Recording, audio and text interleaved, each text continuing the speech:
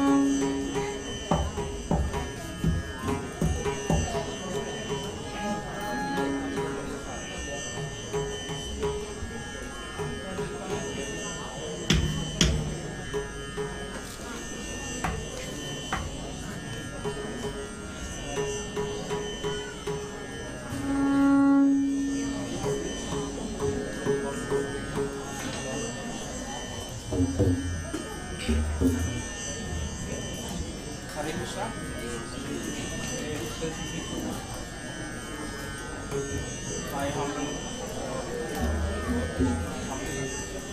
should start this short performance, and first of all, thank you at the Lotus Feet as well as the Temple for organizing this, and all of you. The first piece will be a rendition by a composer named Bhavana, and in it he wonders aloud and asks Yashoda, what have you done? What have you done so great that you are able to witness the Lord as your son? What have you done that you are able to witness the Lord asking you for mercy, and all the beautiful emotions that she gets to feel that many other sages and gods would yearn for. The first composition is called Enne Tavam Seydin Yashoda.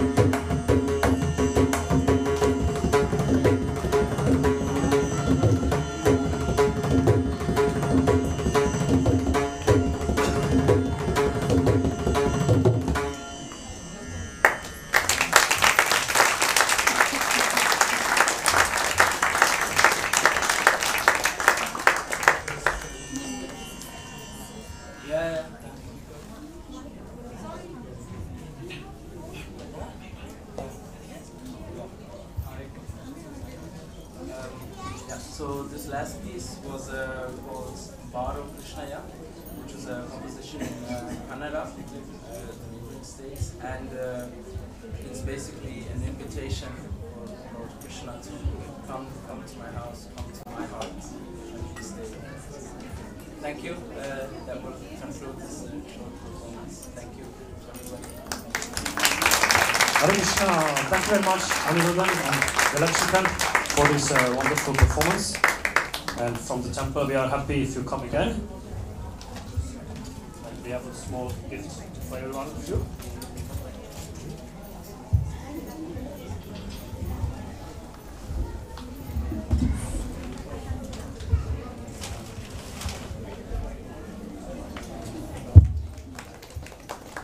Please again a grand applause for Aniruddhan.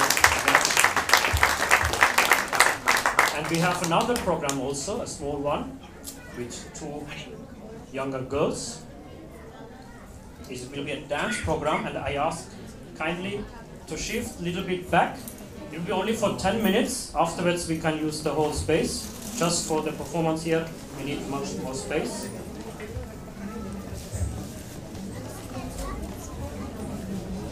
And these two students, their names are Alisha Seth and Nandini Iyer Belavat. They will presenting a Vandana. This is an invocation to Lord Krishna on Sri Krishna Ashtakam written by Adi Sankaracharya. The music is composed and sung by Pandit Birju Maharaj and choreography is by Guru Sharmila Sharma. And this performance will be followed by a Nirta sequence, which is a showcase, or which will showcase the beauty and technical aspects of Katha that will brought out through the innocence of the performing kids.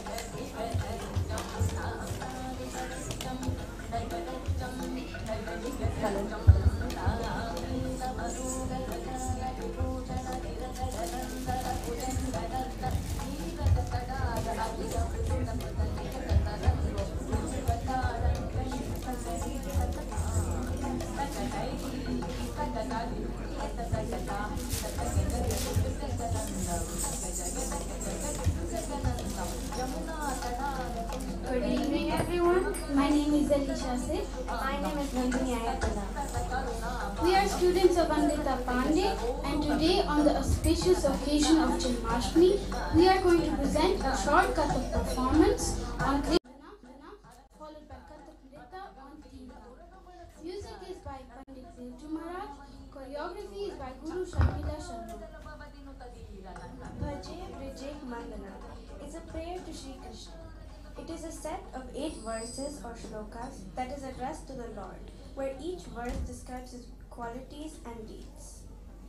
We will now do a brief explanation of the meaning of this ashtaka.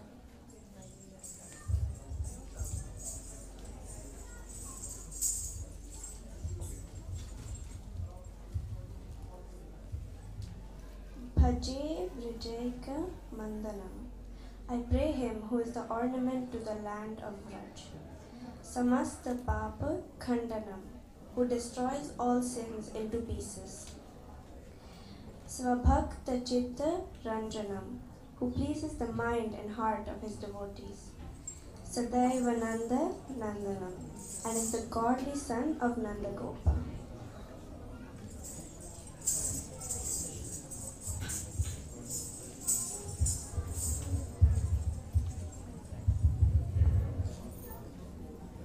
Supi Janmastakam, whose head is decorated with peacock feathers. Sunada Venu Hastakam, whose hand holds a melodious flute. Ananga Ranga Sagaram, and who is the music of the ocean of love. Namami Krishna Nagaram, salutations to the sea like Lord Krishna. I offer him my humble regards and bow before him. We are now going to present our performance on the music.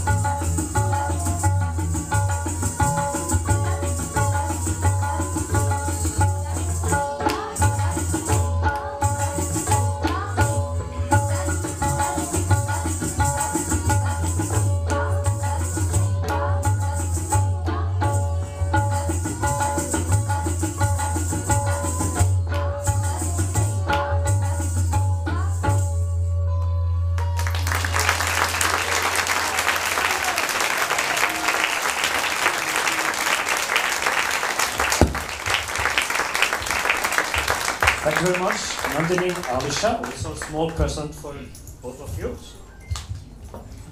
We wish all the best for you for your further dance study. Thank you very much. So next program will be the highly awaited bathing ceremony of Sri Sri Radha Gopinath, the Abhishek ceremony. So you can come a little further, but wait till the pujaris have made their space here. So little wait, and then afterwards you can come use all the space in the front. Thank you. Hare Krishna.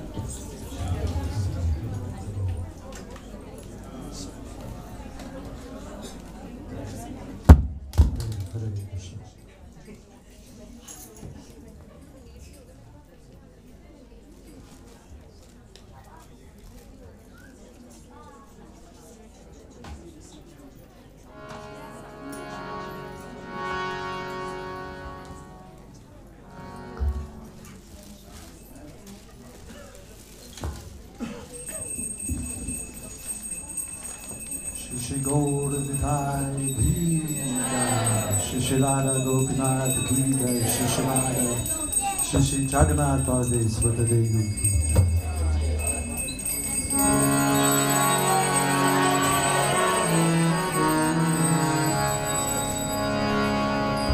Namo Vishwadaya Krishna Stari Srimate Bhaktivedanta Swami Namaste Saraswati Devi Gauravani Vijay Nirvishesha Shunyabhava Basti Janari Sudhari Jai Shri Krishna Chaitanya Prabhu Nityananda Shri Advaita Gadadhar Shivasadi Gaur Bhaktivedanta Hare Krishna Hare Krishna Krishna Krishna Hare Hare Hare Rama Rama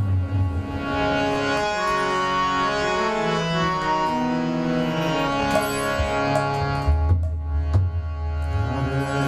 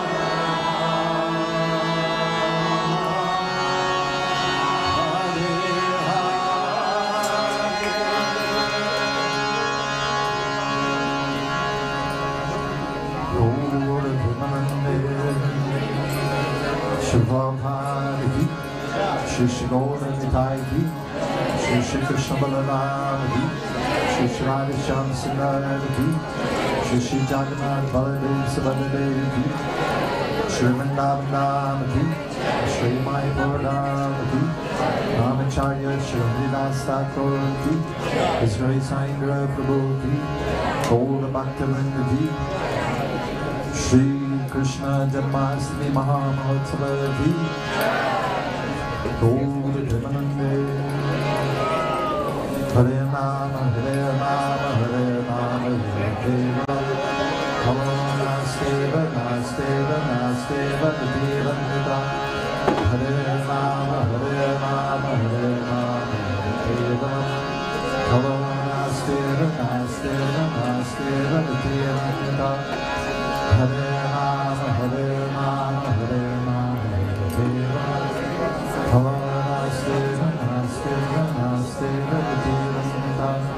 Shri Harina Prabhu Ki Oda Premanande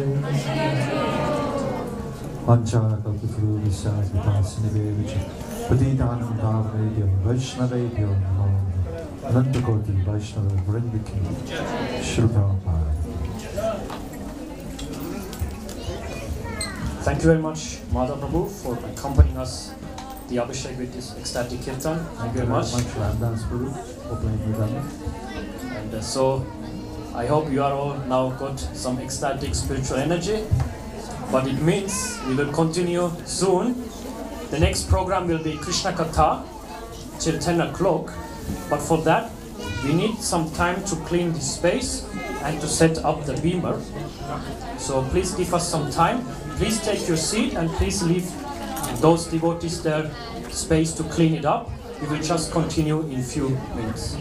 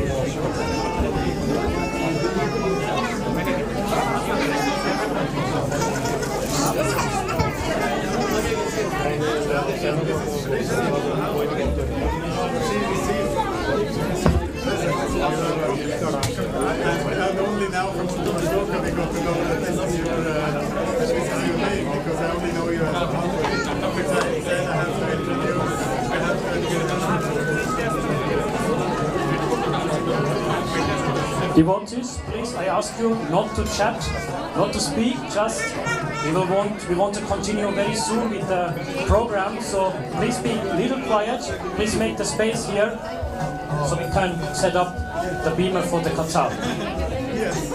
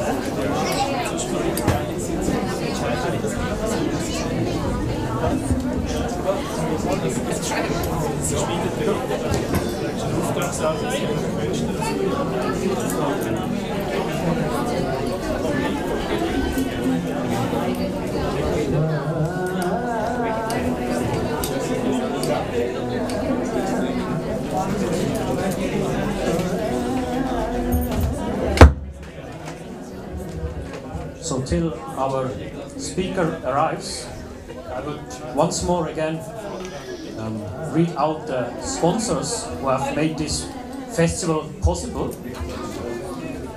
The darshan you have seen till now, the outfit was sponsored by Jagadish Srivastava and Lakshmi Srivastava.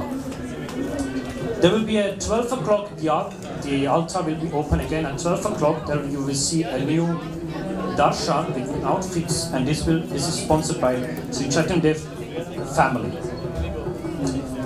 There is also prasadam you will see at 10 o'clock outside, a free prasadam. This was sponsored by the Swiss Tamil Krishna Society, and also other sponsors are Shyam, Nam and Christian. It is very auspicious to give something to Krishna on his appearance day.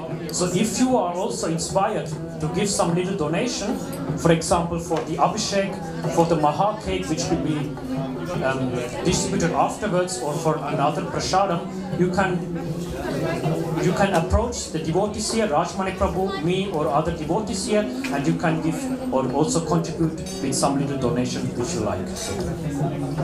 Now, on this auspicious day, it is also very auspicious to hear about Krishna, to have a Krishna Katha, and for this we have a special speaker here, His Grace Krishna Premarupa Prabhu. Hari Hari Bol. He is a scholar in Vedic and Vaishnava philosophy and literature, and he has served this temple for many years, initially as a cook, but later especially as a temple president for 14 years, and now he has specialized more in studying the Vaishnava literature and is giving many seminars around Europe and the world. And so we are very happy that he is going to give you today some little katha about the appearance of Lord Krishna. So, and therefore I wish you a very good listening and hearing, and a very happy Janmastami. Hare Krishna.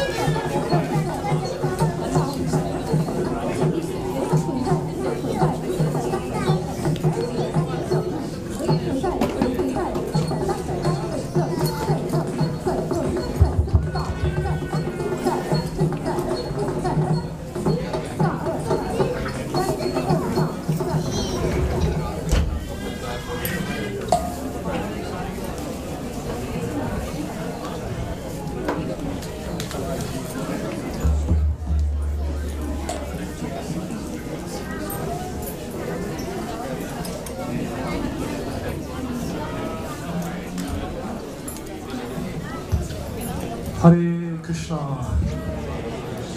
Thank you very much. Also welcome from my side. So today, Krishna Janmastami, Krishna's appearance. So we'll just like to hear from the Bhagavad Purana about Krishna's appearance. And I'm sure many of you know the story, but it's not about knowing the story, it's about the process of hearing, absorbing, remembering, and then also to try to explain a bit more about the deeper meaning. Why did Krishna actually appear? How did he appear? And so on. So I also prepared a few slides. Sometimes it's better to have something visual also, helps to keep the attention. And I will start with singing Jaya Radha Madhava, which is a traditional song that we usually sing before we talk. This song describes the spiritual world, Vrindavan. This describes Radha and Krishna, the beautiful glorification of Lord Sri Krishna.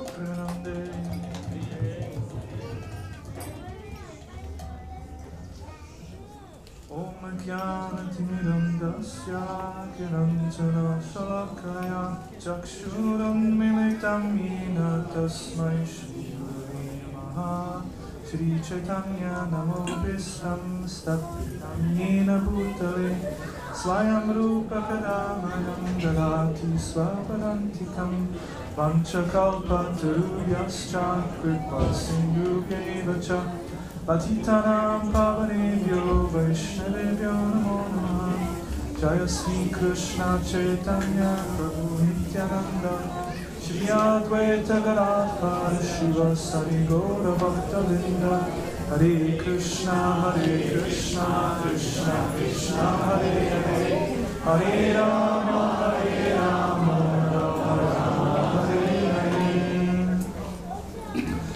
Hare Krishna. Maybe you can all come a little closer so that we have more space. Just come a little closer, there's a bit more space. Yes, please. Shy.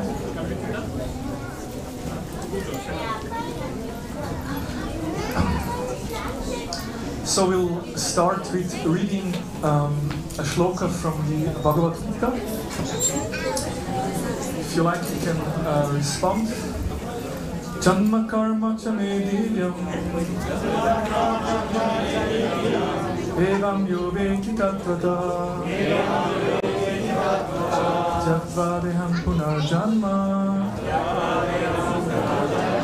naiti mameti sarjuna.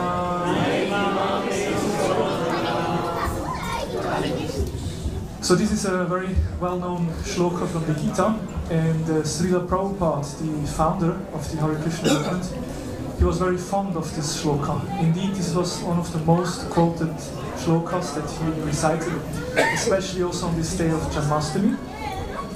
And the translation, one who knows the transcendental nature of my appearance and activities does not, upon leaving the body, take his birth again in this material world, but attains my eternal abode, O Arjuna.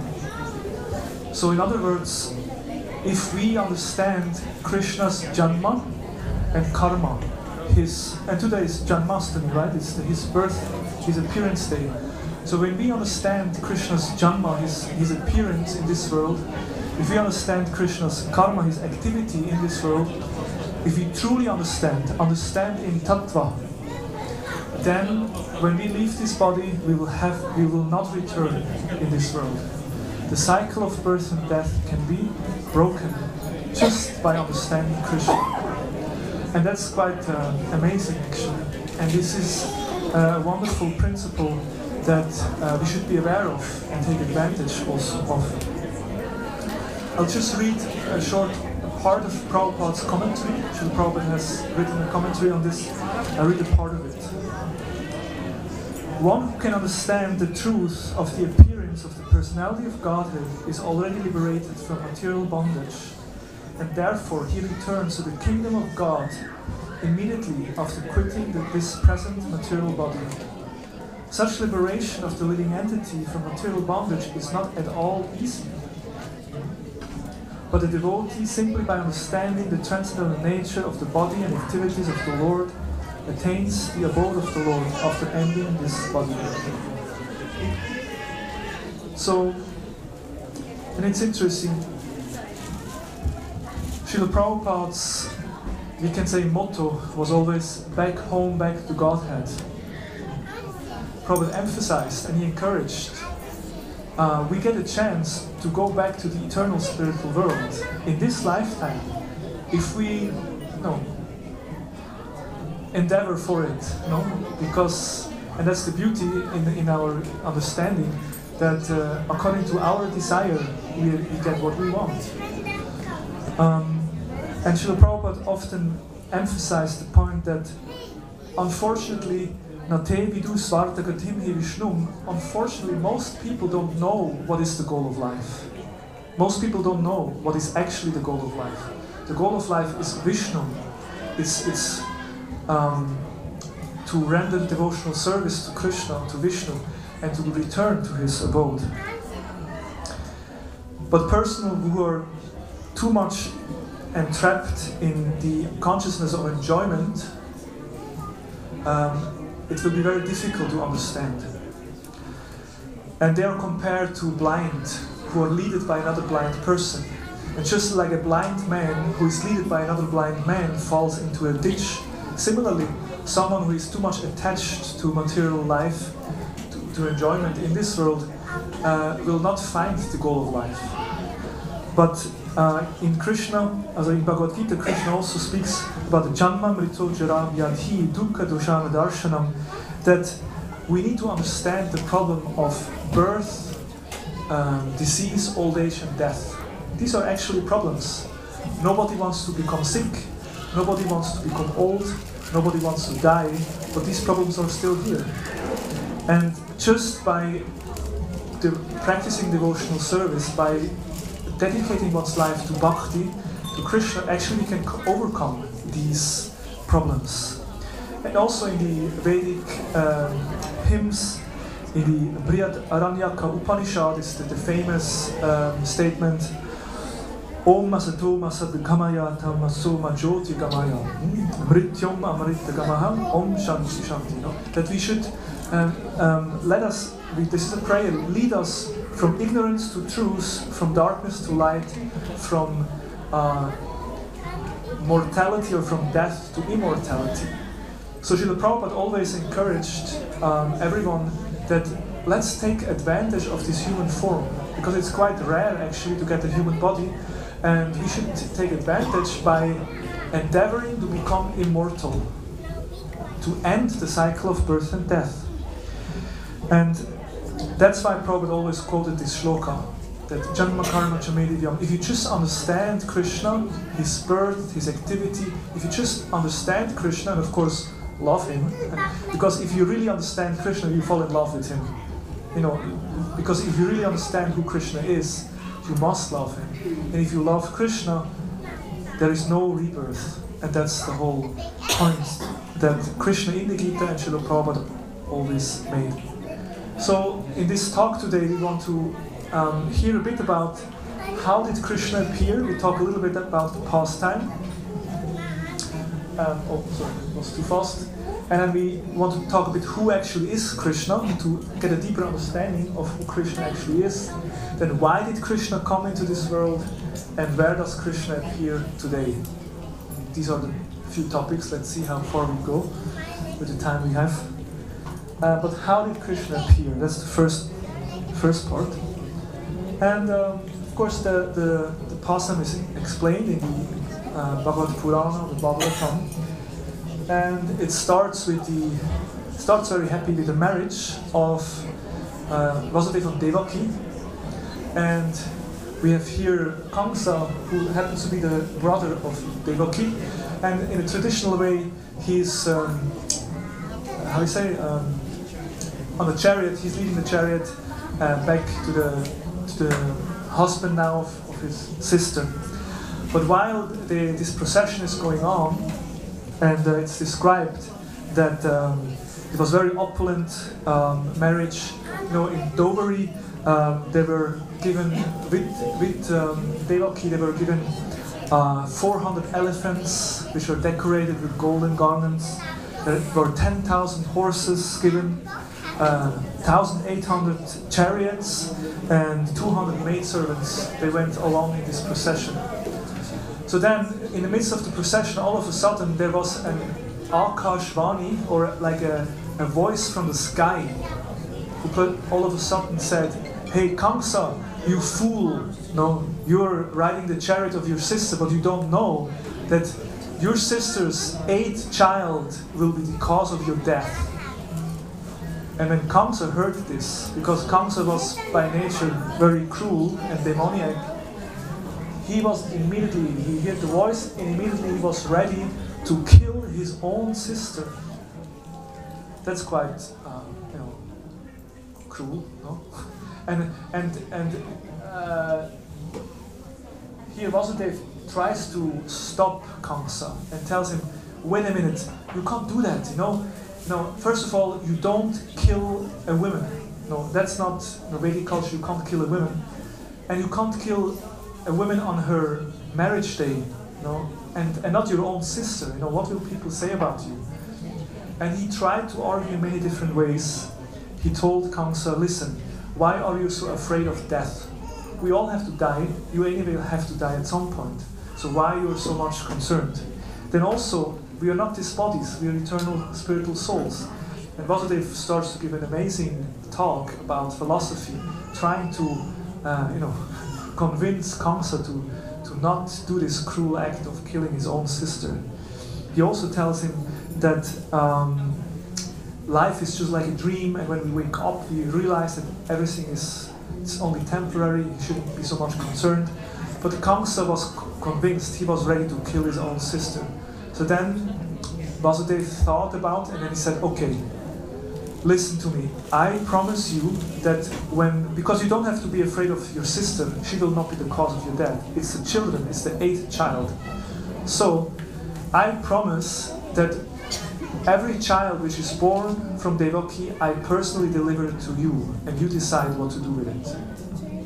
And because Vasudeva was such an honest man, even that cruel Kamsa trusted. "Wow, if you tell me this, I believe it, okay, then I don't have to kill Devaki." So in this way they made this agreement. And then after some point, actually Devaki got her first child, and Vasudeva brought the child to Kamsa, and Kamsa was very pleased. "You have promised, you kept your promise, and actually since the prophecy is the 8th child, I don't have to be afraid. So that's why you can keep the child." Okay. So then what happened? Narada Muni shows up. And those who know Narada Muni, he always comes at the right time and right place. So he comes and visits Kamsa, and he tells Kamsa, "You have to be more careful, the prophecy says the 8th child, but who knows how to count? What does it mean? From which side?" And he gives an example, like a lotus flower, or like any flower has different petals. There may be 8 petals on a flower, but where do you start to count? It could be from anywhere. So don't trust this voice from the sky.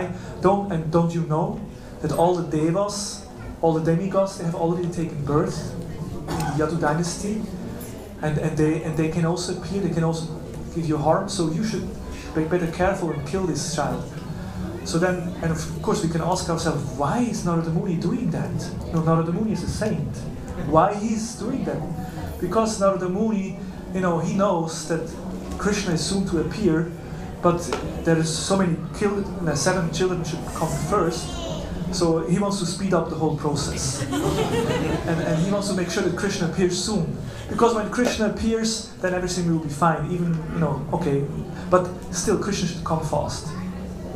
And of course, he knows more about the whole incident, so we're not going into detail. But Kamsa then goes and actually kills a child, and Kamsa actually kills all the 6 child. The first 6 child are killed by Kamsa. And Devaki and Vasudeva are put in prison. because he's so afraid. It's said that Kamsa was always thinking about Krishna. In some way, Kamsa was fully Krishna conscious. He was always thinking of Krishna, but not in a favorable way. He was always in an inimical way. He was full of anxiety. So then, when this first 6 children were killed, then the 7th was was in the womb of Devaki. And who was the 7th child? Balaram. Because Balaram is the first expansion. Anantashesh is Sevak Bhagavan. He's the Lord, but he always serves Krishna. So he wanted to prepare the womb of Devaki. But Krishna then ordered Yogamaya, the illusory energy of the Lord in the spiritual and also in the material world.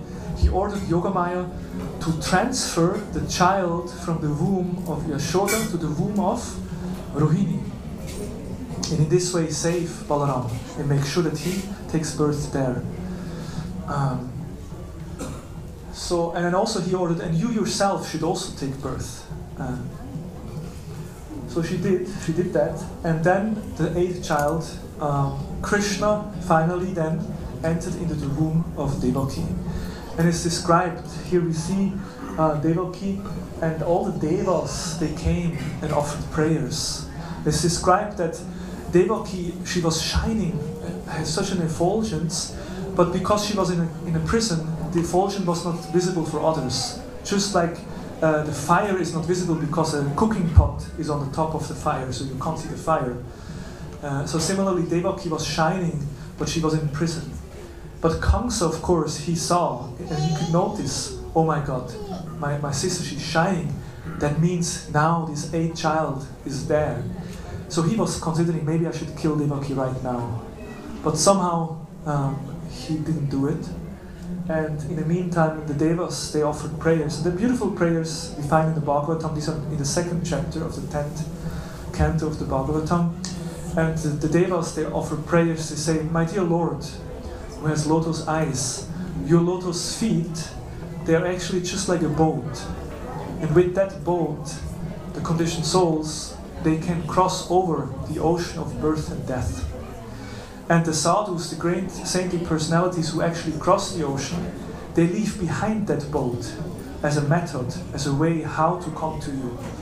And like personalities like Srila Prabhupada, without any doubt, he was such a great personality who left a boat behind, a process, a way that we can also cross the ocean of material existence.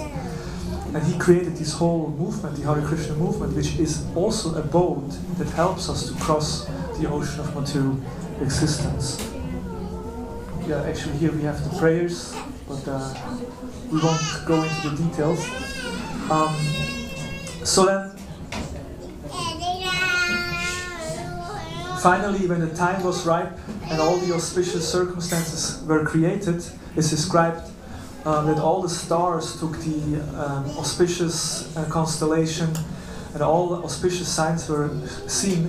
Then the Lord appeared, and the Lord appeared in a very unusual way. You know, usually when a child takes birth, then the child is crying and then it's full of blood and you know, it's like... But here the Lord appears in this four-handed Vishnu form, decorated with ornaments and a helmet and nice silken, like golden dhoti. And of course, Vasudeva and Devaki, they immediately offered prayers. They received him as their child, but they could recognize this is the Supreme Personality of Godhead, so they offered prayers. But then at some point, the Lord took the small form of a baby. You can see it here, offering prayers, and the Lord took the form of Krishna, baby Krishna. And it's interesting, although Devaki and Vasudeva, they just offer prayers, how he's the supreme controller, the almighty, powerful, then they start to become worried. Oh, now Kamsa will come and want to kill, so we have to save Krishna. And then by Yogamaya's arrangements, by the mystical arrangement, what happens? Oh, here we have some more pictures. Yes. And then what happened? By the mystical arrangement, all the doorkeepers fell asleep. all the doors open, and Vasudeva, father of Krishna, takes baby Krishna, here protected by Anantashesh, and leaves the prison. And the idea is to bring Krishna to Vrindavan, to Gokula, to save him, to put him in a safe place, to bring him to Nanda Maharaj, to his brother. And it's described how it was, rain and storm, and they had to cross the Yamuna. There was a she-shackle was going in front, and then Vasudeva was following, and then somehow they could cross the river, and so came to the house of Nanda and Yashoda. And it happened so that the same night, Nanda and Yashoda Mata, gave birth to a little baby girl, to Yogamaya, to Subhadra, later known as Subhadra. And now what happened? Vasudeva exchanged the two babies, snapped the babies, and brings that girl back to the prison.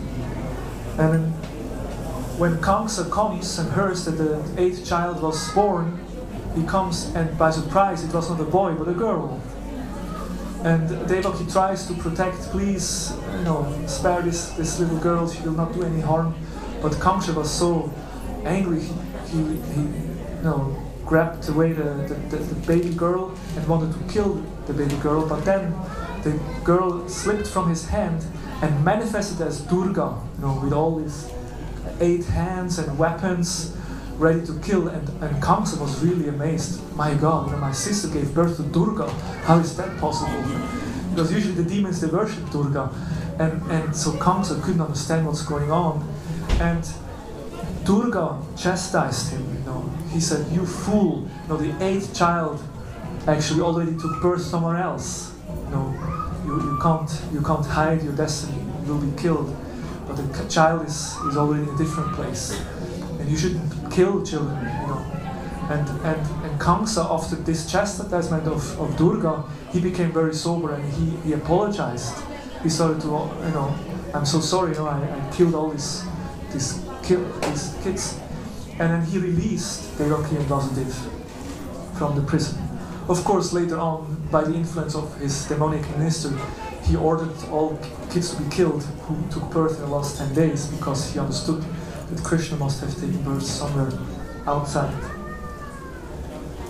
In the meantime, Nanda and Yashoda, they were very happy, and they were performing the bathing ceremony for the newborn child, Krishna. And it's described because Mother Yashoda, she was so exhausted when she gave birth, she didn't remember was it a girl, was it a boy, and they were happy it was a boy later on. And Krishna became known as the son of Nanda and Yashoda, although actually he was born by Devaki in Mathura. So Krishna is known as the son of Yashoda, but as we heard, actually he took birth in Mathura, in the prison of Kamsa. But now there's an interesting detail here, because according to some of the acharyas, Krishna actually took birth simultaneously in Mathura and also in Vrindavan or Gokul as the son of Yashoda. Because sometimes when we Hare Krishnas tell people that we go to Vrindavan, the birthplace of Krishna, then especially Indians, they correct us. No, Mathura. Birthplace of Krishna is Mathura. Yes, birthplace of Krishna is Mathura, but also Vrindavan. Because Krishna appeared simultaneously in Mathura and also in Vrindavan. This is described by Srila Vishnava Chakravarti Thakur, one of our great acharyas and saints in our tradition. He explained that. Prabhu also explains in one of his purports, Vishnava Chakravarti Thakur discusses that Krishna appeared simultaneously as the son of Devaki and as the son of Yashoda, along with the spiritual energy Yogamaya. So they were basically twins. Krishna appeared together with Yogamaya. As the son of Devaki, he first appeared as Vishnu, because Vasudeva was not in the position of pure affection for Krishna. Vasudeva worshipped his son as Lord Vishnu. Yashoda, however, pleased her son Krishna without understanding his godhood. This is the difference between Krishna as the son of Yashoda and as the son of Devaki. So that's explained in Harivansha. So basically we have here not one Krishna, but there is two Krishna. So one Krishna took birth with Yashoda together with Yogamaya or Subhadra, and when Vasudeva came, he placed Krishna. What happened? The two Krishnas merged. And it's interesting because, as described by Prabhupada, there is a difference between the love of Devaki and the love of Yashoda. Devaki loves Krishna, but she knows actually this is God. And if you know that this boy is God, you offer prayers. And when you offer prayers, there is Aishwarya, there is this feeling of awe and reverence, opulence, so you're respectful. But Yashoda does not know that Krishna is God, and she just loves her son. And that's why the love of Yashoda is more pure, it's more intimate, it's more sweet. That's why especially the love of Yashoda is glorified throughout the world. Okay, so that was how did Krishna appear. Krishna appeared simultaneously in Mathura and also in Vrindavan. So, but who is that Krishna? We know Krishna is not an ordinary personality. Krishna actually is the Supreme Lord. Brahma Samhita, it says, Ishvaram Paramam Krishna, Sachinanda Maha-Arati Adi Govinda, Sarva Karana Karanam. That actually that Lord, he is the origin. You know? He's known as Govinda, and he has a spiritual body full of bliss, and he is the origin of all. And Srila Prabhupada explains that, like, okay, what is your name?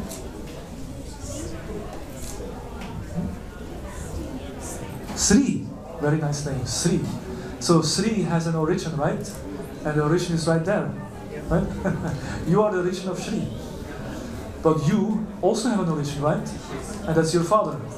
And your father also has an origin, that's your grandfather. I mean, Sri's grandfather. So in this way, we all have an origin, and then there is an origin, and there is a grandfather, and at some point we don't know anymore who was it. But there is one person who is the origin of all of them. And that's Krishna, and he himself has no origin, because he is the source of everything. Even when this material world did not exist, Krishna existed. Then the world was created, and Krishna is there. Even if the world will be destroyed in the future, Krishna is still there.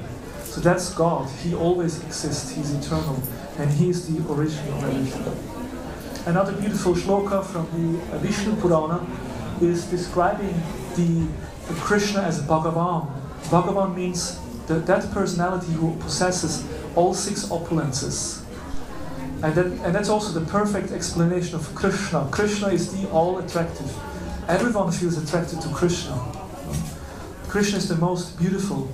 And in this world, if someone is beautiful, everyone feels attracted. No? Beauty is very attractive. I mean, no doubt. If someone is beautiful, everyone wants to see the person.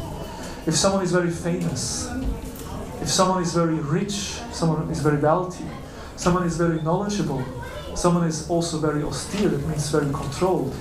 These are all qualities that are very attractive. But interestingly, in this world, usually one person has only one of these items or these qualities. No, someone is very beautiful, but maybe not so intelligent.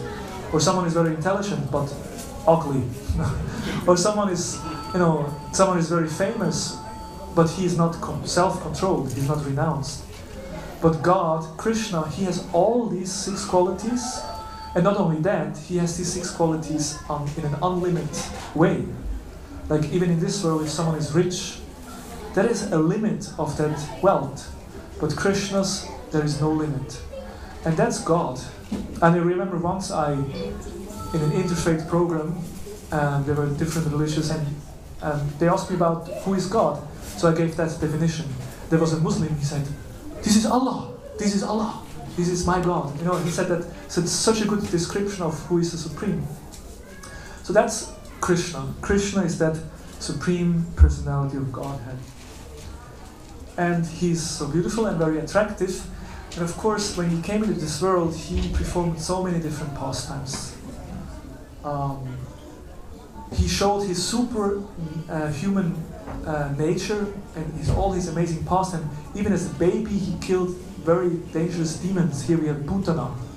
No, she came as a beautiful woman and her breasts were put with poison. She wanted to give her breast to Krishna and kill him, but Krishna rather killed her. Of course, and many other demons, Srivarta, the whirlwind demon came and Krishna just knocked him down. Krishna danced on the hoods of Kaliya, a beautiful pastime, and it's described when Krishna was dancing on the hoods of Kaliya, that was the point when all the gopis fall in love with him. The gopis already felt attracted to him before because he's the all attractive, but when the gopis saw the dance of Krishna, that was too much. But at this point the gopis really fell completely in love, seeing such a great dancer.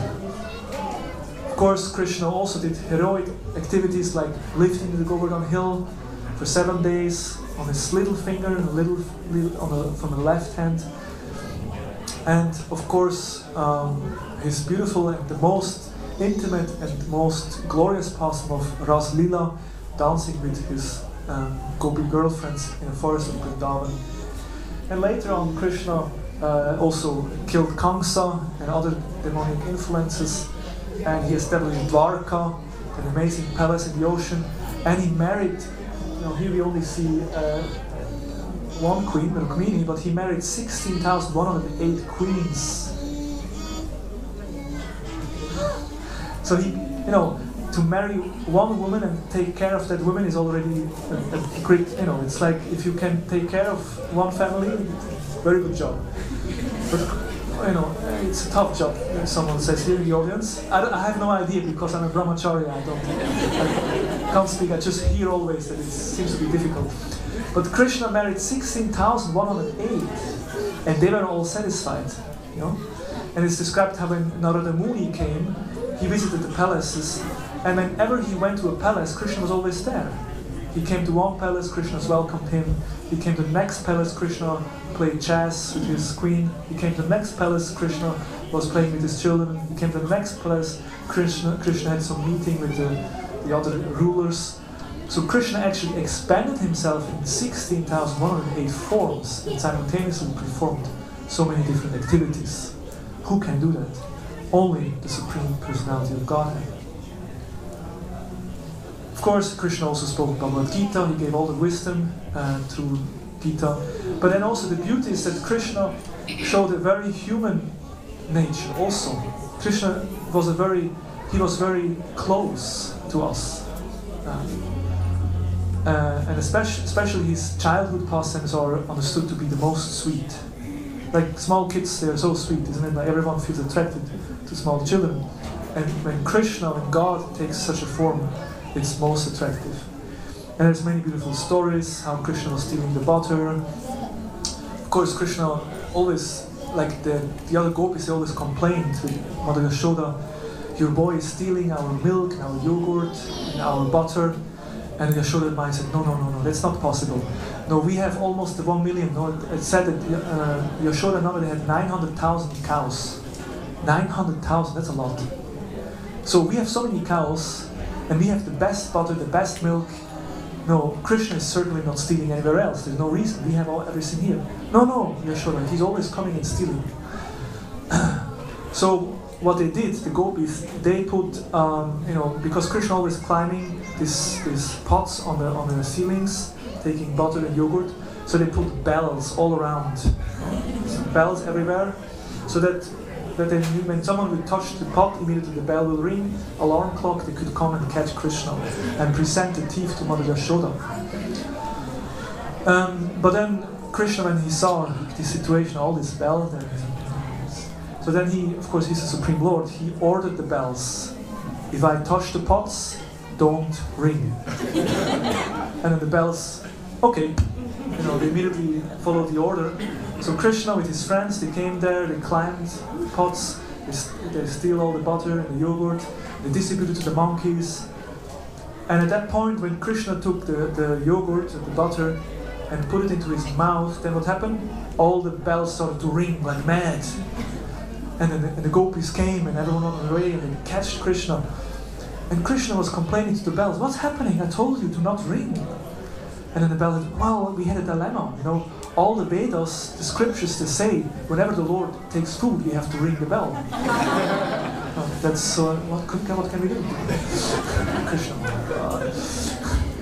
So in this way, Krishna performed many pastimes, and his childhood pastimes were especially very sweet and dear.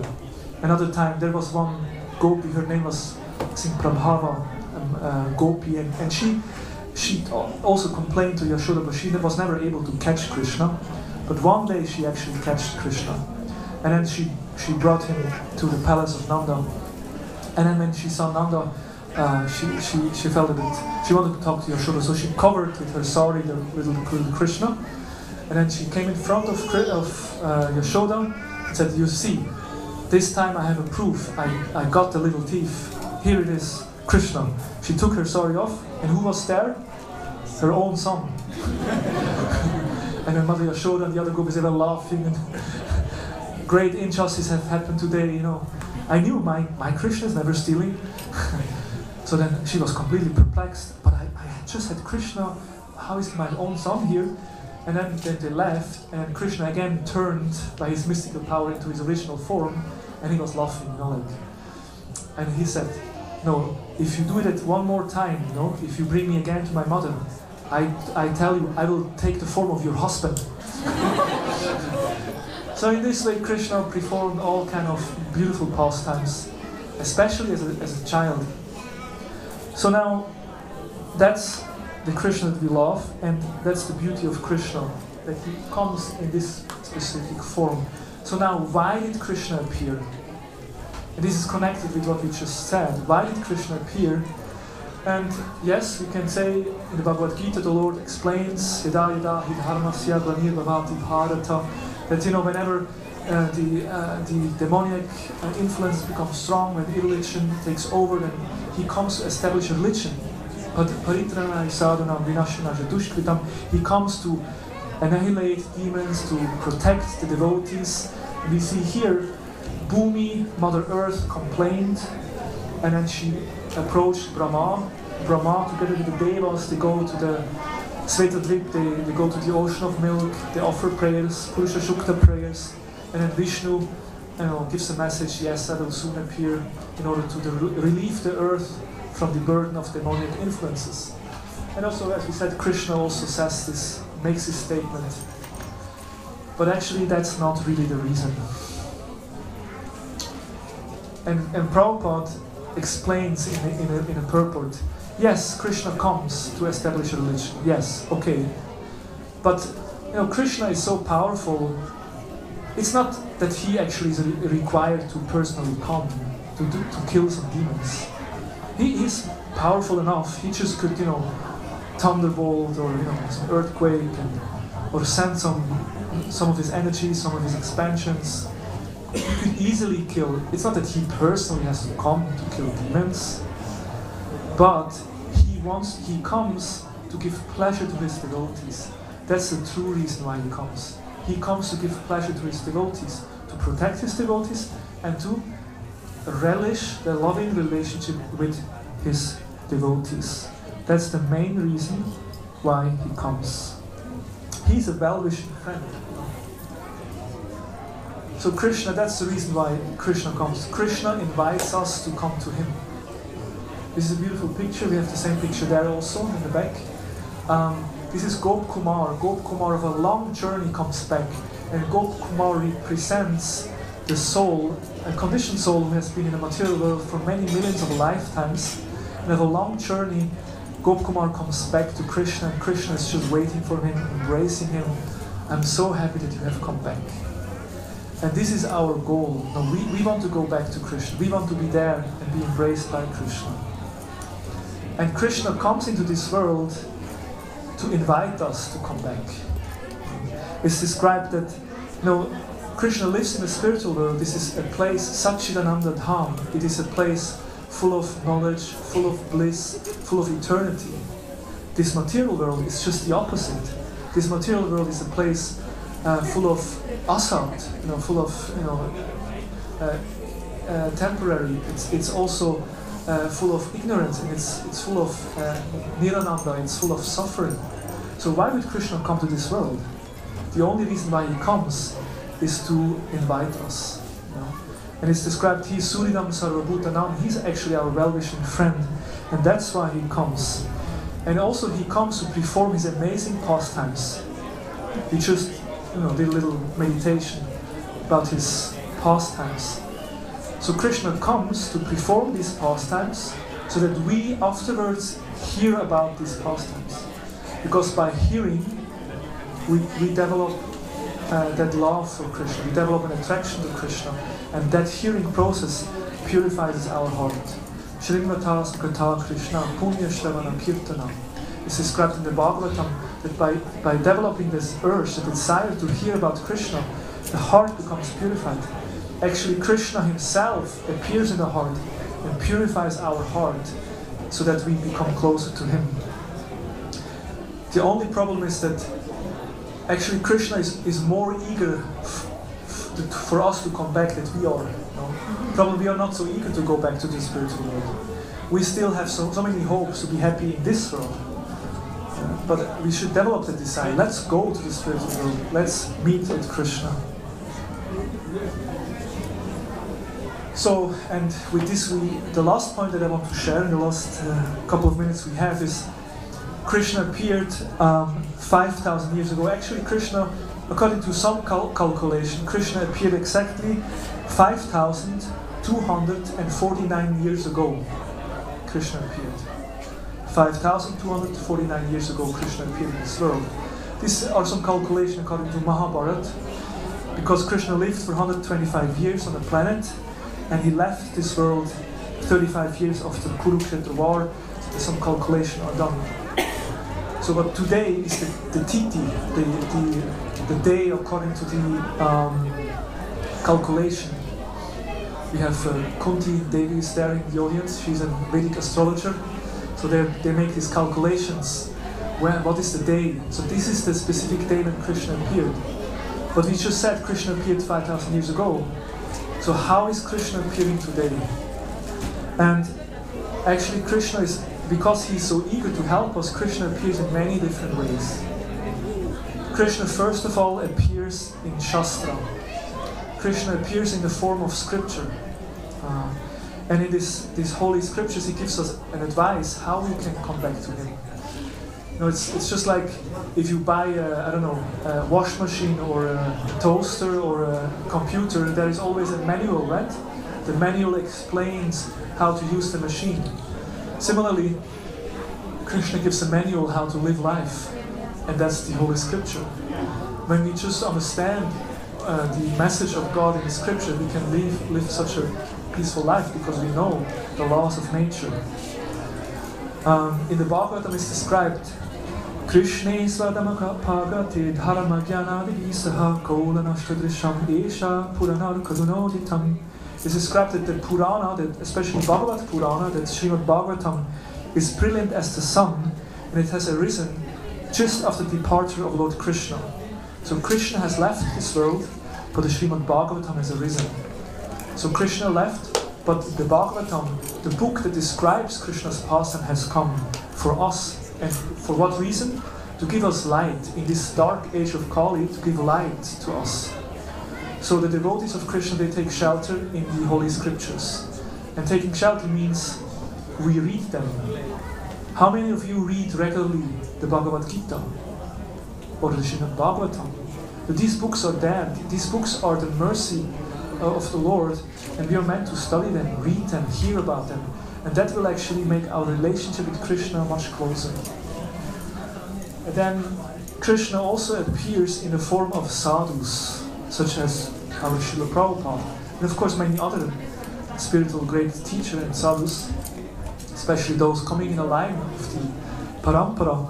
And it's described in the Caitanyadev Amrita, Shastra Guru Atma Rupa Apanera Jana Krishna Moda Prabhu Tata Jiver Haya Jnana. That the conditioned soul is very forgetful, but it's through the scripture, the Vedic scripture, that Krishna educates the conditioned souls. And actually the other shloka I wanted to recite is this one. Guru Krishna Rupahana Shastrera Pramane Guru Krishna Kripa Karina Bhaktagane. That according to the opinion of scriptures, the spiritual master is not different from Krishna. It says that Krishna helps us from outside and from inside, because as Paramatma, as the super soul, from within, Krishna wants to help us. And we all know this. Sometimes we have this inner voice, right? Who wants to tell us something. Krishna in the heart wants to help us. But because we don't listen to that inner voice, then Krishna manifests outside as the Guru. The Guru is a manifestation of Krishna from within. That's why Guru is called Krishna Kripa Murti. It's a manifestation of Krishna's mercy. If you want to know whether you have Krishna's blessings in your life, if you come in touch with sadhus, that's Krishna's mercy. If you come in touch with Srila Prabhupada, with his movement, that's a way how Krishna shows his mercy. Then Krishna also comes in his Archa Vigraham. This is our beautiful Gopinath. We have seen him on the altar. This is him in actually 2 days dressed. This picture was taken this morning. And at midnight we have the midnight Arati where we see Radha and Krishna. So this murti is not different from the Lord. No, it's not. If you think this is just stone or wood, of course that's a whole different topic. But we understand that the Lord manifests and is personally present in this form as the Archa Vigraha. And last and not least, the Lord especially appears Kali Kali Name Rupe Krishna Avatar Name Hoite Hoya Sarva Jagata Nishtara. In this age of Kali, the holy name of the Lord, the Hare Krishna Maha Mantra, is actually the incarnation of Krishna. Simply by chanting this holy name, one associates directly with Krishna and certainly will be delivered. So the Hare Krishna Maha Mantra, it's Krishna in sound vibration. It's a sound avatar. And that's the beauty. If we chant the Hare Krishna mantra, we can associate with Krishna. So even not only today, but tomorrow and wherever we are, you can just chant this mantra. Hare Krishna, Krishna Krishna, Hare Hare, Hare Rama, Rama Rama, Hare Hare. And Krishna is with us. Krishna is present in this sound vibration. And that's the beautiful way how Krishna appears, not only on Janmastami, but that's how Krishna appears every day. If we only take shelter, if we only take advantage of this. And that's why, as we said in the beginning, Janma Karma Jimedidyam, if we only understand Krishna, his transcendental appearance, his transcendental activities, just by knowing Krishna, by falling in love with Krishna, then we can actually end the cycle of birth and death and attain immortality. Okay, what is this? Bhaktisiddhanta comments that knowledge, theoretical knowledge, is like a closed jar of honey and you lick on the glass. How much can you taste honey licking on a glass? It doesn't work. You have to open that jar and then taste honey. So similarly, this is all nice philosophy, but we have to apply it. So we urge you, we request you, we beg you, please adopt this process. Chant Hare Krishna, associate with devotees, read Bhagavad Gita, and in this way make your life perfect. Shri Krishna Janmastami Maha ki, Shri Krishna Bhagavan ki, Shri Prabhupada ki, Gopinath, Hare Krishna. Thank you so much for your kind attention. It was a pleasure to glorify Shri Krishna. We don't have time for questions. You can approach me personally if you'd like to discuss. And our program will now continue. Hare Krishna. Hare Krishna. Thank you very much, Krishna Premarupa Prabhu, for this wonderful, beautiful lecture on the advent of Sri Krishna, explaining us all the qualities of Krishna and our goal to go back to his abode. Please, a round of applause and a Hari Bol. Hare Krishna. I hope when you go home, you can dream of Krishna and his qualities. So the next program is a dance performance, and for that we need the front space, and I kindly ask everyone to move to this side and look to this direction, to the direction of the altar, and we will continue soon.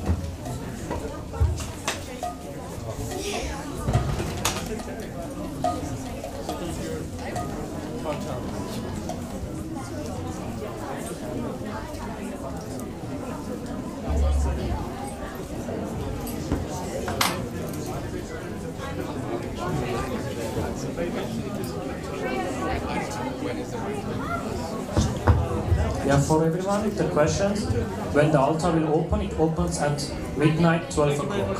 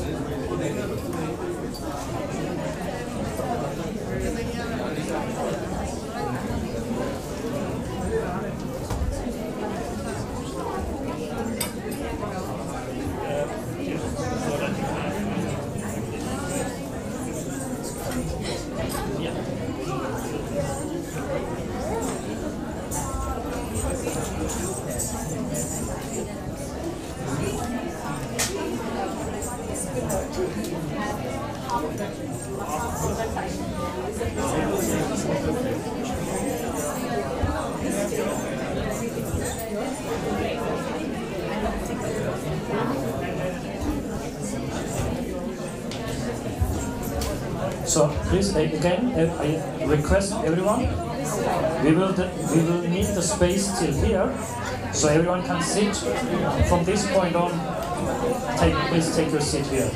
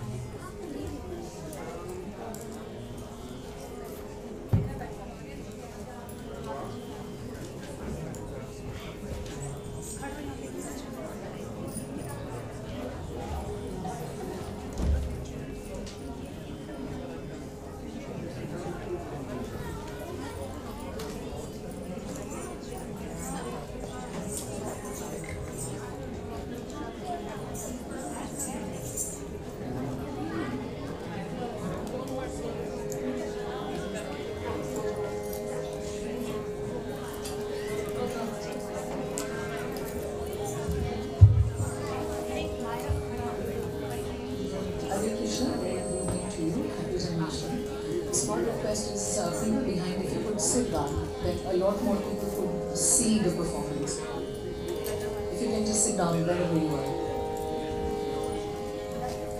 I know it's very congested, but could you please sit down?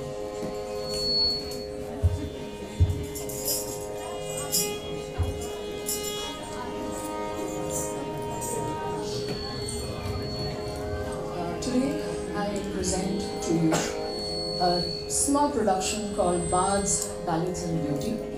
Accompanying me on vocals is Uma Kumar, and on the violin is Lavan Rasaya. Please welcome them with a very warm round of applause. Now, Bards, Beauties and Ballads looks at traditional compositions. You can't hear me? Can you increase the volume on this mic?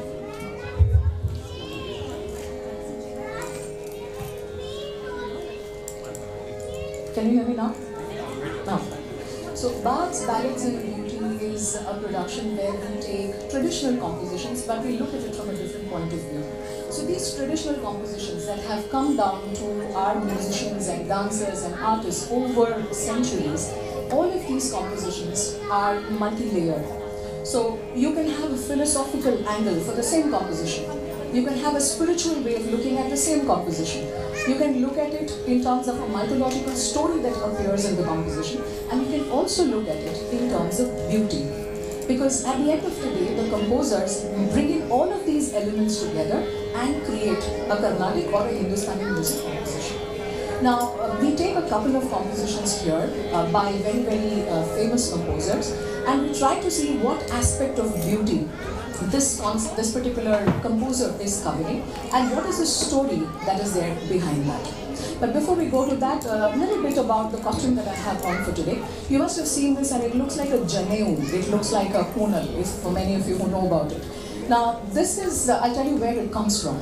So in the earlier days, women used to take a shawl over and above the sari. So even today you'll find in places like Chhattisgarh and Himachal and other places, along with the sari, they will have a shawl and they will take it like that. Now the same thing was done by the dancers too, but it is very difficult to dance with a shawl. So this became representative of the shawl, of a woman dancer. So with the costume, when you had this, you were known as a woman dancer. Nowadays nobody uses that anymore, but this is where it comes from. Now why am I using it here if nobody is using it today? Because from a very dramatic point of view, because we're looking at certain stories, from a dramatic point of view, this represents the saint composers. Because we're taking compositions of saints who were also musical wizards as well as composers. So this represents them. It also represents Lord Vishnu or Krishna or Lord Rama, on whom these compositions are based. The reason for the blue color of the costume is also because it represents Lord Vishnu, the same color of Lord Vishnu or Lord Krishna or Lord Ram. And this particular ornament that I have on here is known as a Kalinga Nartana Krishna. It's Krishna dancing on the snake Kalinga, so it represents Krishna. So that's about the costume, and if you're ready, then we'll go on to the very first composition. Our first composition for the day is known as Sancharadhara. It is an Ashtapadi, and this is a composition of the poet Jayadeva. Jayadeva composed 24 Ashtapadis in all. These are danced across dance forms. So you will have Bharatanatyam dancers, Odissi dancers, Mohiniyattam dancers, all of them performing these Ashtapadis. Now, in this particular Ashtapadi, this type of poetry that Jayadeva writes in this Ashtapadi is a narrative poetry. So he puts himself outside the scene and he tells you a story that is happening. He's narrating a story. So it becomes a narrative poetry. And he tells you the story of Radha and Krishna. And I'll explain it to you with the mudra so it becomes easy to understand. Now, the ragas that are used in this Ashtapadi, they are Mohana and Vasanta. Mohana stands for beauty and love. So wherever we speak of Radha in the composition, where if she gets angry, irritated, sad, whatever it may be, the raga played will be Mohana. The moment Krishna comes into the picture, or we are describing Krishna, the raga changes to Vasanta, because Vasanta is a very masculine raga. So if you see how the composer has selected the raga, it's also keeping in with the kind of characters that he's trying to depict in the composition. So without much ado, we'll go to the composition. So in front of a huge mirror is Radha, who's trying to dress herself up. So she's tying her hair in a bun, and then she's putting flowers around it. And then she's wearing her ornaments, her bindi, her earrings, a necklace, and then she goes up to the cupboard, pulls out a sari, tries to see which color is better. Like women, it is very difficult to select one color, so she selects a couple of them, mix, match, ye nahi, wo nahi, and finally she arrives at a sari. And then she drapes the sari around her, ties her waist belt, and is ready to go to Vrindavan, where the Rasa Leela is happening. And she's very eager to meet Krishna. The moment she walks in there and she sees Krishna, she's very happy. But he ignores her. And she's very surprised that he's ignoring her. So she tries to get his attention, but he just doesn't respond. And angry Radha throws away everything, stands in the corner, sulking away. This anger is not because she's really angry, it's more like, give me attention, come talk to me. I'm important, I'm a special person. So she's standing there in the corner sulking. And while she's doing that, she's also busy trying to see what is happening there, because that's where the rasa is happening and she's very interested in knowing what these people are doing. One of her friends comes and asks her what happened. And to this she says, oh dear friend, that Krishna, he is ignoring me. I don't know why. Look at them, all of them there. See how beautifully they are dancing. And when they dance, you should see Krishna's hair. So the aspect of beauty in this composition is Krishna's hair. The form of Krishna, Keshava. So she says, look at his hair, like a little leaf which is caught in a rainstorm and it keeps fluttering away. Krishna's hair is fluttering in the wind and hitting against his face as he dances. His earrings, the kundalas, they seem to have a dance and language of their own. All of them are enjoying there, but they're ignoring me. Why? Every day, every minute, I only think of this man and see, he doesn't even care about me. Now, whatever is happening there, she's very interested in it again. So she goes back to see what is happening.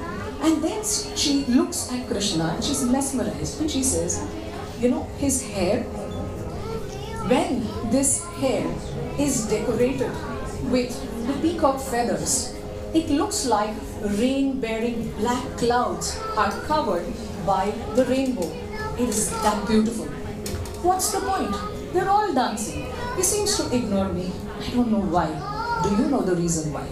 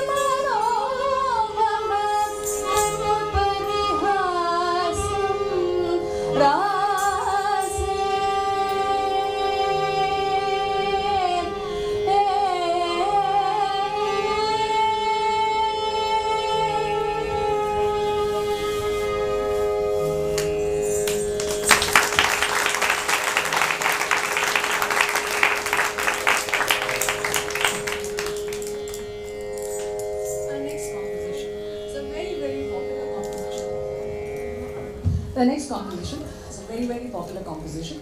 It's the work of Saint Vyasatirtha. Vyasatirtha was a Kannada saint and he wrote in Kannada. And this is a very, very famous Kannada song for all of you who know Kannada. Now, this is an example of a perspective poetry where the poet is putting himself in the place of one of his characters and trying to be a part of the story. Not as himself, but as one of the characters.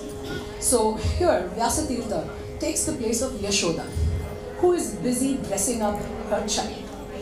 And why does he do that? This is the joy, dressing up a little baby is a joy that only a mother can enjoy to the fullest. Fathers do dress up babies, but that's different. When the mothers dress them up, they want to put every jewelry that's available on the baby. I mean, it's like, there's no tomorrow. So they put everything on the baby. And that is the feeling that Vyasatirtha tries to enjoy by putting himself in the place of Yashoda. The composition is Krishnani Begane Baro. And the raga for this is Yamuna Kalyani. The raga is supposed to be full of life. And here we are talking of a baby Krishna, and babies are full of life. So that's probably the reason why the composer used or selected this specific raga for this particular song. He writes the song in praise of Udupi Krishna. Udupi Krishna is this small. So it's a small Krishna. So he's looking at Krishna as a little baby who's been dressed by his mother. Let's take a look at the composition. So Mother Yashoda brings in a huge big jewelry box, puts it on the floor. She opens the box, and like any one of us would do, she starts taking a look at all these baby jewels that are available. So little tiny rings, small little baby bangles, a little chain for the baby. But where is the baby? So he's somewhere there, so she goes, picks him up, brings him there, and says, come, let's bless you now. She tries to get the attention of the baby with her payal or anklets. So she picks up a pair of baby payal or baby anklets and keeps making a noise for the baby to take a look at it. And then she ties it around his feet. And she says, do you want bangles like mama? And then she puts 2 bangles on him. And he looks absolutely pretty. Now she wants more jewelry. So she starts searching. In the meanwhile, the baby has crawled and run away. Some babies crawl very fast. Here, the child is in the age where he's just about learning to walk, can't walk very properly. So that's the age group. And now she goes, runs, brings him back. And she tells him, it's time for the next jewelry. So that is a waist belt. So she takes the waist belt, ties it around the baby. Now they have rings for each finger. 5 finger, 5 rings, 10 finger, 10 rings. You take what you want, beta. So she starts putting all the rings for the little baby and she's admiring him. And then you say something called finishing touch. So she takes flowers called Vaijayanti and she makes a garland or a mala out of them called Vaijayanti mala and she puts it around the baby's neck. She picks him up, goes, opens the window, and they're busy looking at people waving out to them, which is when she suddenly realizes, oh my God, I forgot something. And she brings him back and she takes a little bit of kajal from her eyes and gives him this little black dot. It's more like a drishti bottu, where you take away the evil eye. but she's very worried. What about that gap? What if somebody had put an evil eye on that baby? So she tries some more tricks. And then she picks up the baby, worried what's going to happen. But you see, when you are picking up the master of the universe, you are obviously going to have that kind of peace of mind. So she's very, very peaceful and the baby sleeps off in the meanwhile. If you notice the composition, the poet mentions each and every piece of jewelry. That's the amount he has enjoyed being in the position of Yashoda and trying to dress that baby. And that's the beauty of this composition.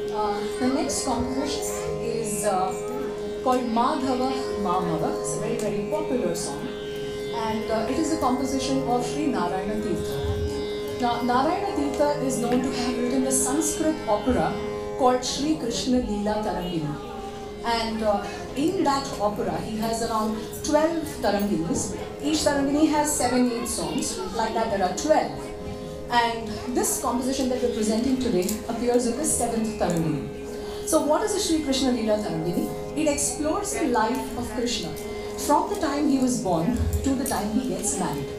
And then each song is like one instance from life, or one incident from life. Now the song that we're taking today, there is a backstory to it. So what is the backstory? The gopis have left everything. They have given up their families, their children, their jobs, and they have come to Krishna and said, we want to live with you. We love you, we just want to be with you, that's all. And that is when Krishna tells them the Karma Yoga. He explains Karma Yoga. And he says, when you surrender to the Lord, it does not mean you are not supposed to do your duty that you're supposed to do. So you have to go back and you have to live your life. You may be somebody's mother or father or whatever. Those are duties that you need to perform. But love for me can always be there in your heart. So this is the backstory. Now the story is over and he has finished telling them Karma Yoga. Now they realize that I have to leave. This is probably the last time I will be with Krishna in such close proximity. I will have to leave. And each of these gopikas who are so much in love with him are finding it very tough for that particular separation because they love him. So when they look at him, they look at his beauty, because when you love somebody, you start looking at every little thing about them. So they look at him, they look at his beauty, and while they're admiring it, somewhere there is that underlying sorrow in their minds that they will have to leave Krishna and go. So the gopis are waiting, looking at Krishna, listening to him. They're completely bowled over by him, they're just in love with him. They can't take their eyes off him. And then Krishna says it's time to go. And he walks away. And as they see him, all that pent up sorrow that they have comes up. And they say, this Krishna of ours, whom we love so much, do we have to leave him and go? Just look at him. Look at that face. And then they start describing the face of the Lord. So then they start saying, look at his lotus-like eyes. Have you ever seen eyes like that? And then they say, look at his conch-shaped neck which is like a shankar. So what is the meaning of conch-shaped neck? If you have an extremely well-built body, like say Hrithik Roshan for example, when such people, they lift their head up, you'll find two lines, the nerves out here, two lines like this, and this portion will pop out a bit. It will look like a conch. That's called conch-shaped neck. We all have it, but it's hidden under the fat for many of us. So if you're really well-built like Hrithik Roshan, I know many people will be googling Hrithik Roshan's neck now. So if you have that kind of physique, then that is a sign of beauty. So they say, his conch-like neck, his lotus-like eyes, do I have to leave him and go? And then they look at his nose and say, look at that sharp nose, a really, really sharp nose, like the flower from the champaka tree, which is supposed to be very, very sharp. And the tip of the nose, when the moonlight happens to fall in it, the whole place brightens up. His face brightens up, the place brightens up. And he has a moon-like face. A moon is a sign of beauty, so he has a moon-like face. And then they realize, no matter what you describe him, you have to leave. That day is over. That relation or that you wanting to be with that person is over. And with a very heavy heart, they walk back to their homes. Madhava Mamava, the Radha is Nilambari. The Raga is a very calm and soothing Raga, but it has an undertone of, I would say, sorrow somewhere. So that's probably one of the reasons why Narayana Tirtha felt this would be a better Raga for this composition.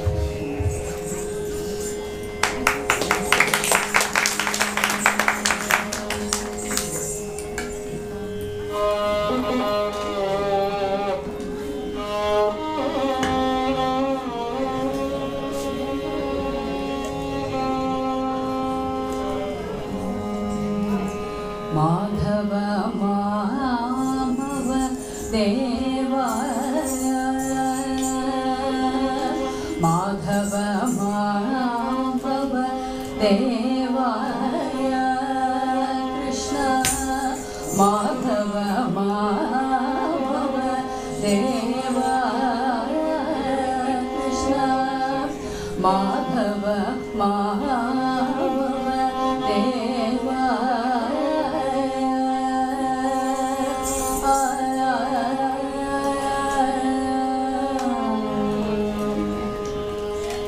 Ambujalochana Kamposhobhagiva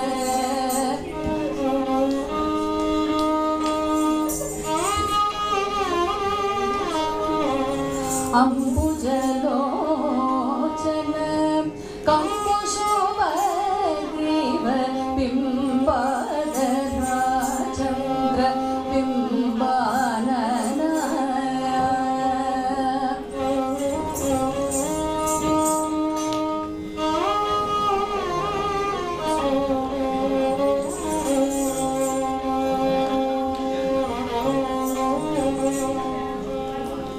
Champeyana Lagna Somaudika Lagna Somaudika Sharada Chandra Janita Madana Madhava Madhava Deva Yadava Krishna Yadupuna Krishna Madhava Madhava Deva Krishna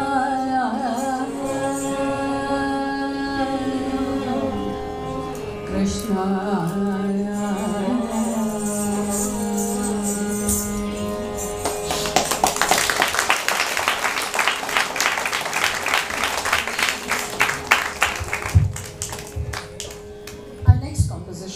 is a composition by Saint Tyagaraja. He is one of the trinity of Carnatic classical music. You could say one of the big guns of Carnatic classical music. A par excellence composer, and his main language of composing was Telugu.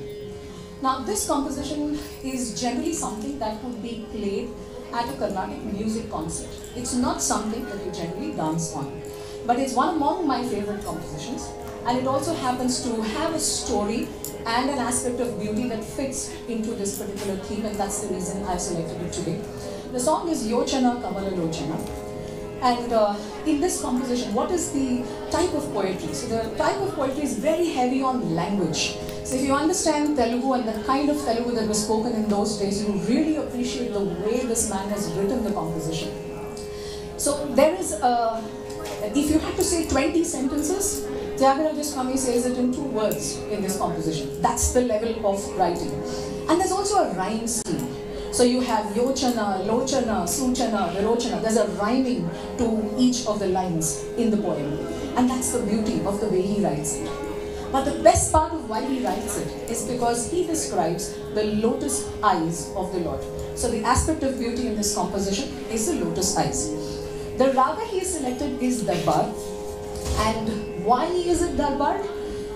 He has a complaint or a problem which he wants Lord Rama. His Ishta Devata was Lord Rama. All his compositions always mention Lord Rama, even if the story is on Krishna. So his Ishta Devata is Lord Rama, and he has a problem and he wants Lord Rama to solve it. And he says, you're not solving it. So maybe in those days, when you had an issue to be solved, you went to the king, to the court of the king, the darbar of the king, and you asked him for a solution. So probably here, Tyagaraja is going to the darbar of King Ram or Raja Ram, and probably that's why he selected darbar as a raga for this particular composition. And another beautiful part of it is, he becomes an actor in the story. So you saw, Krishna Nivegane, where the poet put himself in the place of Mother Yashoda. Here it's a direct speech. Here it's Tyagaraja Swami directly talking to Lord Rama and asking, why don't you solve my problems? But I'm going to expand on this word Kamala Lochana and then go to the composition. So the little story here is, one fine day, in a pond which was full of lotus flowers, not one, not two, but many of them, was our heroine of this story, a little lotus flower. She was very pretty. All the petals of this lotus flower were like the fingers, long fingers of a beautiful lady. The leaf on which she sat was like a warrior, a lover trying to protect her. So when any drops of water fell on it, he would just throw the water away and keep the flower safe. The stalk of the lotus flower was like the long braid of a young woman. It was evening time and everyone had gone to sleep. The birds went to their homes and our little heroine, the lotus flower, was also fast asleep. A new day arose. It's a new dawn, it's a new day. So a new day arose and the sun came up. Everybody woke up and birds, they went off to search for food. People were offering their morning prayers, Agya, to Surya Narayana, the sun god.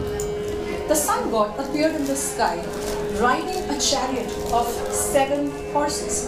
And as he walked in, the rays of sun started going off in every direction, waking up our little heroine, the lotus flower. Now the sun is like the father here, because if there is no sun, there is no life. So the sun was playing with all of these little flowers like hide and seek, peekaboo, where he used to hide behind the clouds and then appear again. And then hide behind the clouds and appear again. And while this was going on, there was a noise. Who could it be? A little bee who was a friend of all these flowers came to collect honey from all of them. He went from flower to flower to flower and finally came to the heroine who was his best friend. Now the little flower who was watching was very angry. Why you go to everybody and say, hello and I am your best friend, you come in now, I don't want to talk to you. And then the little bee went and said, I'm sorry, and sat on the flower and took the honey.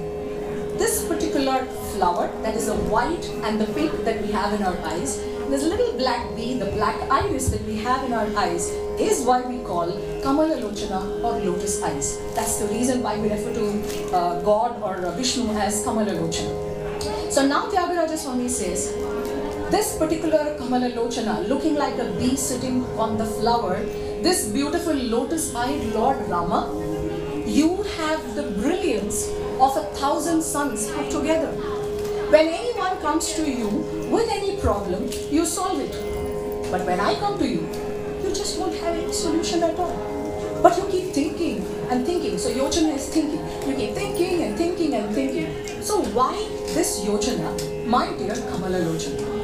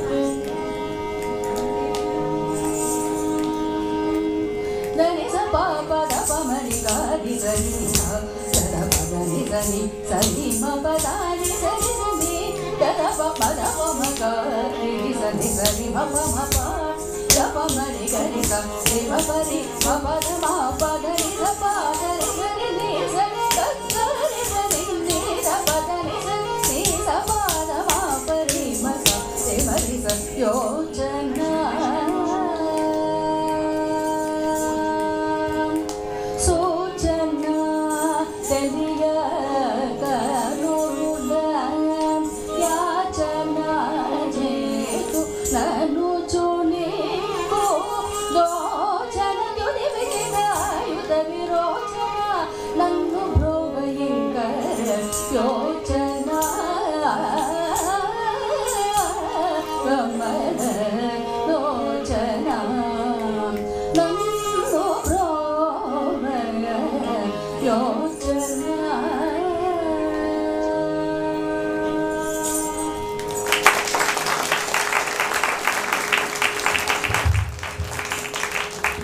my day. Thank you very much. Really well sung. And we now come to the last composition that we have for you today. This is a composition for Muthuswami Dikshita. It's a very, very popular number. It's called Rangapura Vihara. Now, this composition, generally you will find Muthuswami Dikshita's composition on Lord Shiva, on Lord Subramanya, on Lord Ganesha. But this one is on the reclining form of Lord Vishnu at the temple of Srirangam in Tamil Nadu. So this reclining idol is probably around 11 to 12 feet tall, and it's a sleeping idol. It is my native place, and that's a temple I have been to practically every summer holiday. It's a divine experience to go there and get a darshan. And Muthuswami Dikshita describes his experience of getting a darshan of the Lord. Now, the raga here is Vrindavana Saranga, supposed to be an emotional raga, and of course it's a very emotional moment, very, very overwhelming, something which is breathtaking, and so probably that's why he selected this raga for this particular composition. Now, just one second, you go directly to the song. Go directly to the song, no alarm. So, how does the song start? The huge temple doors. These are very heavy, old generation temple doors. It takes a lot of effort to open them. So the temple doors are open, and in walks Muthuswami Dikshita to take a look at Ranganatha Swami, or the reclining form of Lord Vishnu. He sees this breathtaking form, and what does he see? So he sees on a 1,000-headed serpent bed lies Lord Vishnu in deep sleep. When he sees his face, it resembles the archer Lord Rama. As Muthuswami Dikshita continues taking a darshan, he sees in the heart sits Goddess Lakshmi, the goddess of prosperity. Now, Lord Ranganatha is adorned in diamonds, and in the temple lights, these are oil lamps. So in the temple lights, as the light falls on the diamonds, the entire place lights up. Now, for Muthuswami Dikshita, Lord Vishnu looks like Kalyana Rama, or Rama in the form of a groom when he married Sita. So he now looks like the groom Rama. As he continues to look at the Lord, he finds that the Lord is wearing a Pitambari Vastra. So now there is a line in the song called Vrindavana Sarangendra. Now there are different ways to look at it. Vrindavana Sarang is of course the raga. The other way is to divide it into Vrindavana and Saranga. Vrindavan is where Krishna dances the rasa with the gopis, and Saranga means Pitambari. So here, Muthuswami Dikshita feels, after looking at the dhoti of the Lord, that in Vrindavan is Lord Krishna wearing a garland made of tulsi leaves. He has a mayurpank, or a peacock feather, on his head. And he is wearing the Pitambari Vastra, and he is the king of Vrindavan, or Vrindavana Sarangendra. Now, the Lord also looks like the god of love, Manmada, who is supposed to be the most handsome man that ever is. And now Muthuswami Dikshita says, you are not only beautiful like Manmada, the one with the 5 arrows of love. In the Western tradition, Manmada is Cupid. It's a little chubby baby angel with, again, 5 arrows and a bow. Okay? But here he's a handsome guy. So you look like Manmada, not just look like him. You look like his daddy, which means you're even better than him. You look even more handsome than him. And then his eyes move towards the lotus feet of the Lord. If you surrender yourself to the lotus feet, you attain moksha or liberation. So now Muthuswami Dikshita goes, hugs the feet and says, liberate me, I don't want this life. Take me and give me liberation. And while he does all that, the sleeping form of Vishnu continues to be in deep sleep. And Muthuswami Dikshita writes this wonderful composition called Rangapura Vihara.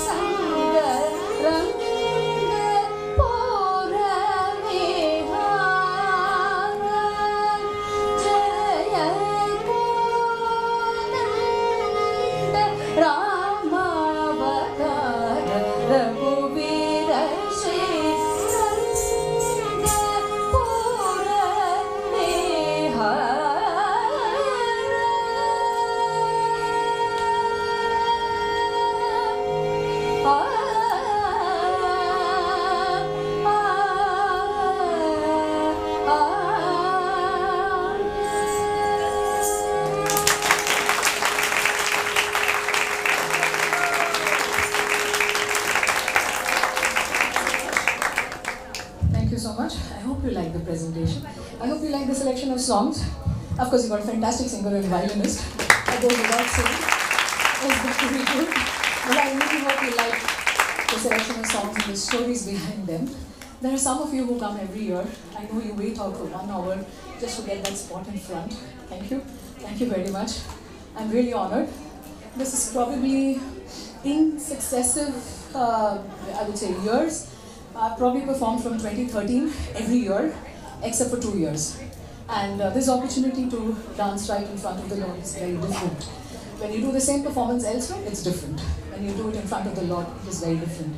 And I think I've done something really nice in some previous life to get this opportunity every year. So big thanks to Lord Krishna too, and big thanks to the Krishna Temple for giving me this opportunity. Thank you so much.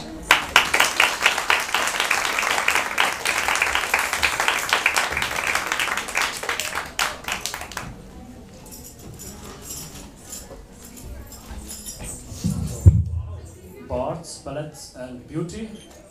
Please, again, a big applause for Sowgandhika, Krishnan and her team. Thank you very much for bringing the mood of Raj, of Mother Yashoda, of the Gopis, of Urubi Krishna, of Sri Ranganath Swami to this place. And thank you very much for performing every year regularly. And we hope to see you next year again. Small person.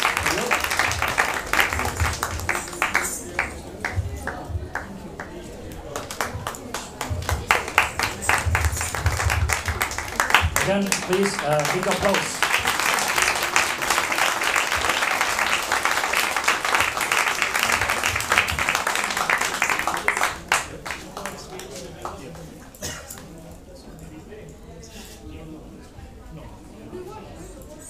So now we are slowly approaching the climax, which will be at midnight, the appearance time of Lord Krishna. And awaiting his appearance, we will now have Kirtan. We will sing his holy name, so we can meditate on his appearance and go deeper into his leelas. So we will, from now on till midnight, we will have continuous Kirtan. At midnight, the altar will open. There will be the special darshan of the midnight darshan. After that, at 1 o'clock, we will be prasadam outside.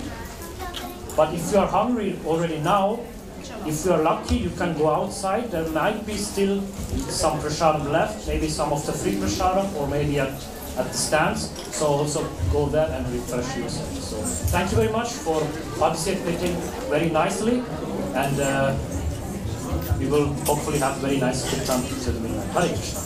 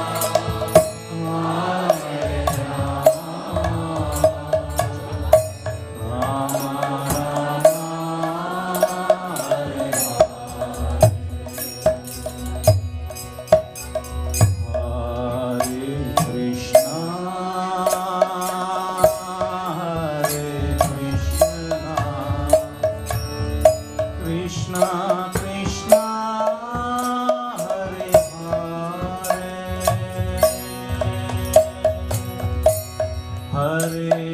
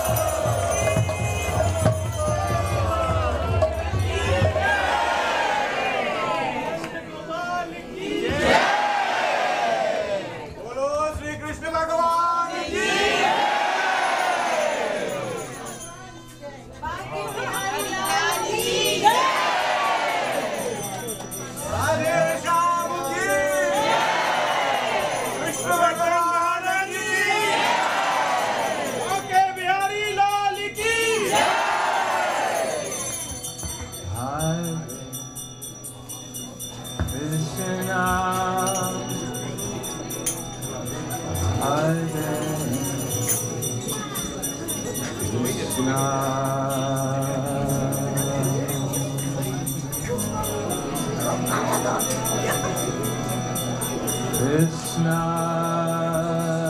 Krishna, Hare Hare,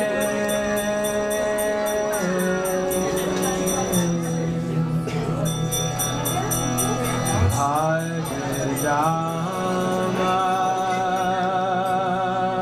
Hare Rama,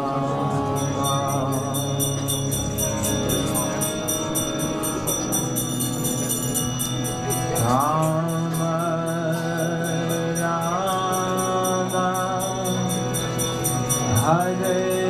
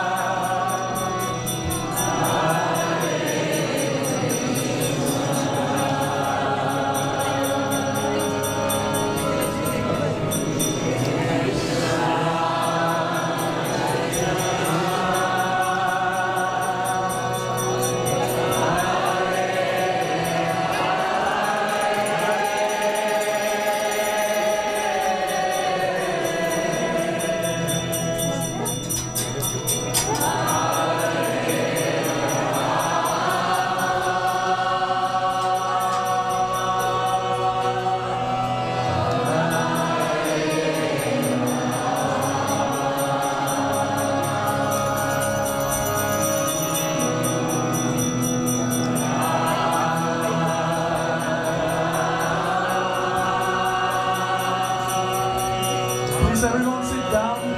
Please have a seat. Everyone, please sit down.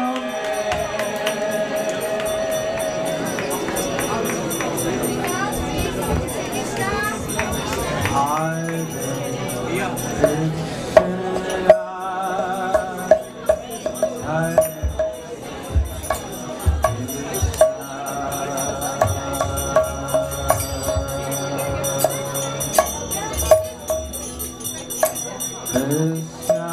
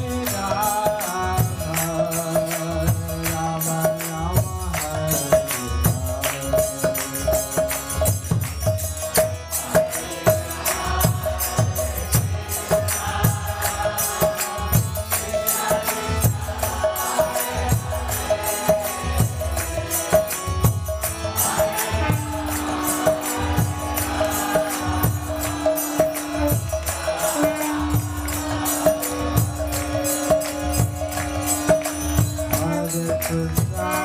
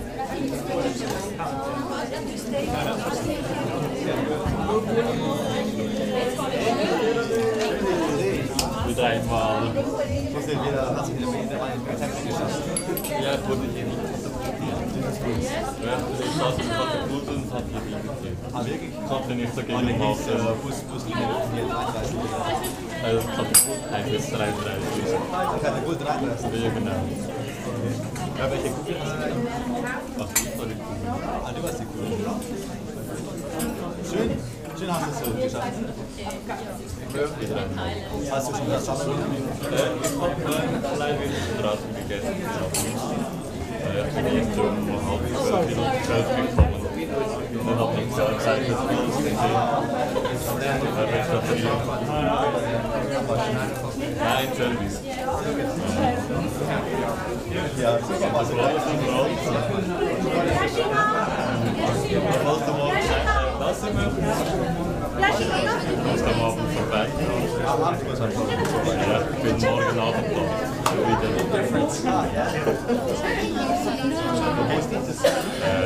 Kreis 4 Müllerstraße.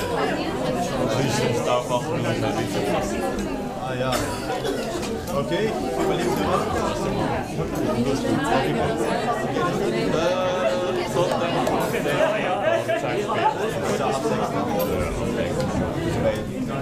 So schreibst du mir. Gebe ich dir einen Haus.